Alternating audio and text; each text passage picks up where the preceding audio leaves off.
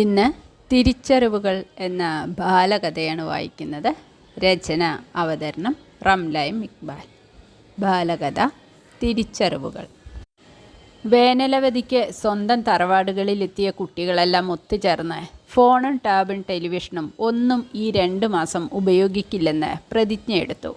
പകരം തങ്ങളുടെ അച്ഛനമ്മമാർ പറഞ്ഞു തന്നതും തങ്ങൾക്ക് നഷ്ടപ്പെട്ടതുമായ കളികളും കഥകളും മറ്റും പരസ്പരം കളിച്ചും പറഞ്ഞും അവധി ദിനങ്ങൾ ഉത്സവമായി ഉപയോഗിക്കാൻ അവർ തീരുമാനിച്ചു.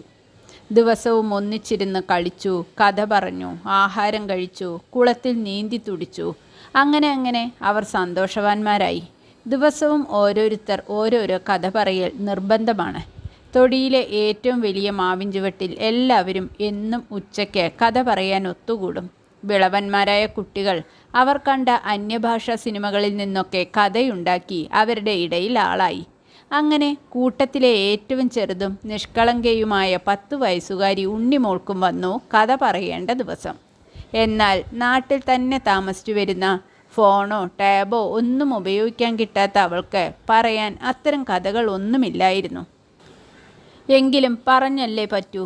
അവൾ തൻ്റെ അമ്മൂമ്മയുടെ വീട്ടിൽ പോയപ്പോൾ അവിടുത്തെ വയസ്സായ മുത്തശ്ശി പറഞ്ഞ കഥ പറയാൻ തീരുമാനിച്ചു. മറ്റു കൂട്ടുകാരൊക്കെ ഇവൾ എന്തു കഥയാണ് പറയുക എന്ന് ആകാംക്ഷാപൂർവ്വം കാതോർത്തിരിക്കുകയാണ്.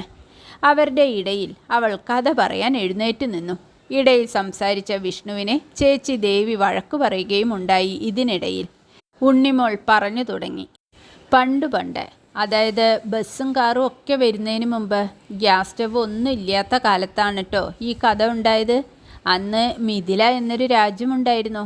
അവിടുത്തെ അമ്മിണി അമ്മൂമ്മയ്ക്ക് മക്കളോ സ്വന്തം ബന്ധമോ ഉണ്ടായിരുന്നില്ല. ആ അമ്മൂമ്മ കാട്ടിൽ നിന്നും ഉണങ്ങിയ വിറക് ശേഖരിച്ച് നാട്ടിലെ വീട്ടമ്മമാർക്ക് കൊടുക്കും. അവർ അമ്മിണി അമ്മൂമ്മയ്ക്ക് കുറച്ച് ഭക്ഷണമോ പണമോ കൊടുക്കും. അങ്ങനെയാണ് അമ്മൂമ്മ ജീവിച്ചു വന്നത്. എന്നാൽ പ്രായം കൂടുന്തോറും അമ്മൂമ്മയ്ക്ക് വയ്യാതായി. വിറക് പെറുക്കൽ കുറഞ്ഞു. അവർക്ക് ആരും ഒന്നും കൊടുക്കാതെയായി. അങ്ങനെ ഇരിക്കെ അമ്മൂമ്മയ്ക്ക് വിശപ്പ് സഹിക്ക വയ്യാതായ ഒരു ദിവസം എങ്ങനെയെങ്കിലും അല്പം വിറകുണ്ടാക്കി എന്തെങ്കിലും ആഹാരം കഴിക്കാമെന്ന് ഉറപ്പിച്ച് അവർ കാട്ടിലെത്തി. 2 വിറക് ചുള്ളികൾ പെറുക്കിയപ്പോഴേക്കും ക്ഷീണം കാരണം അമ്മൂമ്മ തലചുറ്റി വീണു. എണീക്കാൻ പോലും ആകാതെ ഒരേ കിടപ്പായി കാട്ടിൽ. ഉണ്ണിമോൾ കഥ നിർത്തി ഒന്ന് എല്ലാവരെയും നോക്കി. അപ്പോൾ അതിലെ വരുന്നവർ അമ്മൂമ്മയെ സഹായിക്കില്ലേ ചേച്ചി എന്ന് മനുവിൻ്റെ സംശയത്തിന് ഗൗരി കഥയിൽ തടസ്സമുണ്ടാക്കിയ ദേഷ്യം ചേർത്ത്, ചെക്ക, ഇന്നത്തെ പോലെ ധാരാളം ജനങ്ങളൊന്നുമില്ല അന്ന്. ഇന്നത്തെ പോലെ ആളുകൾ ടൂറൊന്നും പോകില്ല അല്ലേ രേണു എന്ന് ഏറ്റവും മുതിർന്ന കുട്ടിയായി രേണുവിനോട് ചോദിച്ചു. ശരിയാ എന്ന് തലയാട്ടിയതോടൊപ്പം കണ്ണട ഒന്ന് ശരിക്കു വെച്ചിട്ട് രേണുവും എന്നിട്ട് എന്ന ഭാവത്തോടെ ഉണ്ണിമോളിലേക്ക് ദൃഷ്ടി പതിപ്പിച്ചു. തൻ്റെ കഥ എല്ലാവരും കൗതുകത്തോടെ കേൾക്കുന്നു എന്ന് മനസ്സിലാക്കിയ അവൾ അല്പം ശബ്ദമൊന്ന് ശരിയാക്കിയിട്ട് തുടർന്നു പറഞ്ഞു. ഹേയ് അമ്മൂമ്മേ, എഴുന്നേൽക്കൂ എന്നാരോ പറയുന്നത് കേട്ട അമ്മൂമ്മ പതിയെ കണ്ണു തുറന്ന് ചുറ്റും നോക്കി. ആരെയും കാണാതെ ആ ശബ്ദം എവിടുന്ന് വന്നു എന്ന് അത്ഭുതപ്പെട്ടു. അപ്പോഴതാ വീണ്ടും ആ ശബ്ദം. ഞാൻ ഈ വനത്തിലെ ദേവതയാണ്. നിങ്ങളുടെ ഈ അവസ്ഥയിൽ ഞാൻ വളരെ ദുഃഖിക്കുന്നു. എന്ത് വരമാണ് എന്നിൽ നിന്നും ആഗ്രഹിക്കുന്നത്? പറഞ്ഞോളൂ. അമ്മൂമ്മ പേടിച്ച് എഴുന്നേറ്റിരുന്നു.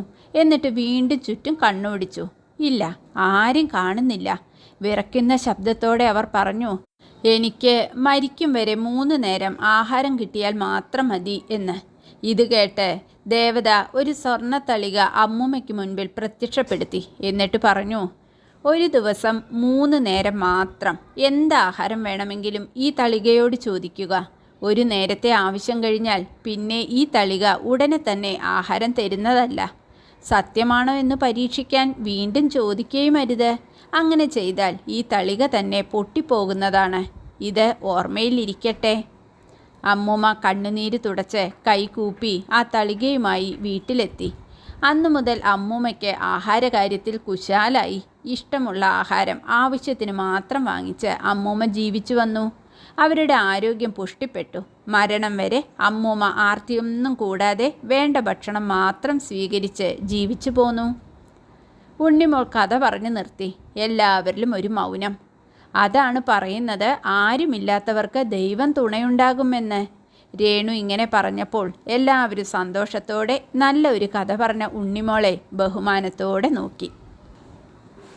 ബാലകഥ തിരിച്ചറിവുകൾ ഇവിടെ അവസാനിക്കുന്നു. രചന അവതരണം റംല ഇക്ബാൽ. നന്ദി.